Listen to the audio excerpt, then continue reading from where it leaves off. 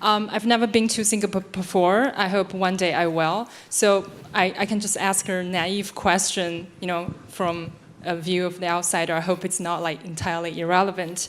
I think it's an exalted idea to encourage people to work harder and to have a decent life.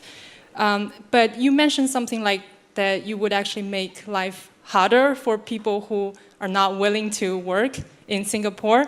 And this actually reminds me of something I saw earlier this year when I was in the US. I was actually touched by some of the freedom some of the people enjoy there. They could actually, just have some unconventional and even chaotic years of their life. They could be like anti-establishment. They, could just be different. But if your society works this way, won't you, deprive the freedom of people who just want to be wild and anti-establishment? Sure. For like. There are two parts to that question.